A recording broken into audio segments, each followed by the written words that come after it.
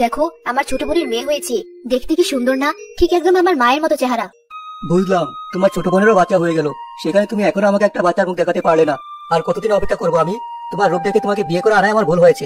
একটা বাচ্চাও যদি তুমি আমাকে না দিতে পারো, তোমার মতো মাকাল ফলের সাথে সংসার করে আমার কি লাভ? তুমি আর একটু ধৈর্য ধরো, আমি অনেক ভালো ওষুধ খাচ্ছি এবার। কবিরাজ বলেছেন এই ওষুধ কাজ করবেই, তুমি আমাকে আর একটু সময় দাও।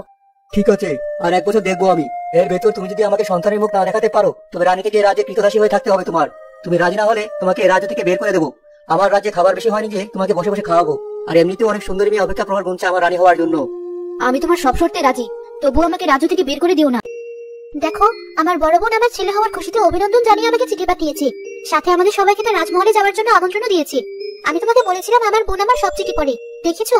আমার চিঠির জবাব পাওয়ার মাধ্যমে আমার কথাই সত্যি প্রমাণিত হলো।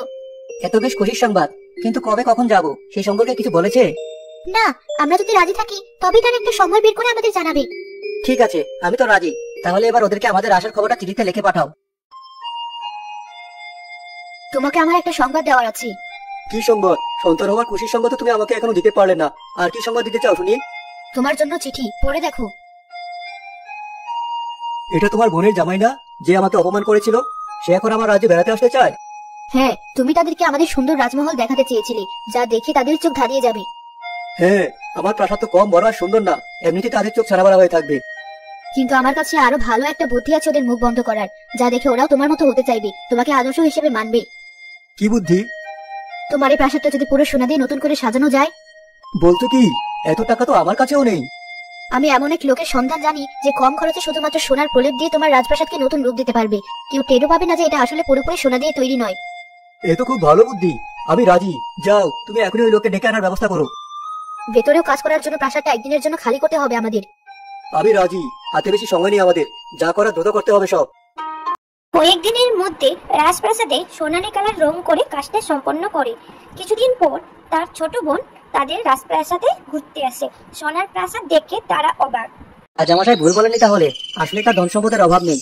এমন সোনার প্রাসাদ জীবনে প্রথমবারের মতো দেখলাম আমি। আমিও। দেখেছিস আমি কত ভালো আছি তোর তুলনায়? এজন্যই বলেছিলাম সৌন্দর্য আর টাকা পয়সায় সব। এখন আমার সোনার প্রাসাদ দেখে খুব আফসোস হচ্ছে না তোর? জি না রানী সাহেবা, আপনি সুখে আছেন দেখে আমার আরো বেশি আনন্দ লাগছে। আমার প্রাসাদ সোনার না হলেও আমি আপনার চেয়ে অনেক আনন্দে আছি। ঠিক আছে ঠিক আছে, ওসব অভিনয় বুঝি আমি। দাসী, আমার বড় গলার হারটা এনেছো? জি না রানী সাহেবা, কোনো সিন্ধুকই খুঁজে পেলাম না, ওটা সবগুলো সিন্ধুক খালি।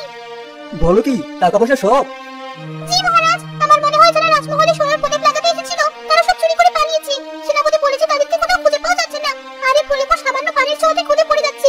সব নকল সোনা। সব দোষ তোমার রানী, তোমার কারণে আমি আমার এত সম্পদ হারালাম। সন্তান তো দিতে পারোইনি, আমার সম্মান বাড়াতে গিয়ে উল্টো আমার অপমান, আর সব হারানোর সব ব্যবস্থা করেছো তুমি। সেনাপতি, এখনই রানী গর্দান কাটো। থামুন, আমার বোনের কোনো দোষ নেই এখানে। সে কিভাবে জানবে তারা মানুষ হিসেবে কেমন ছিল?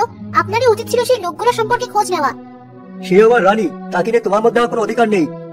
মুখ সামনে কথা বলো না আমার স্ত্রীর সাথে। তার গর্দান কাটার নির্দেশ দেওয়ার পর আপনাকে তার রানী বলে ডাকার কোনো অধিকার নেই।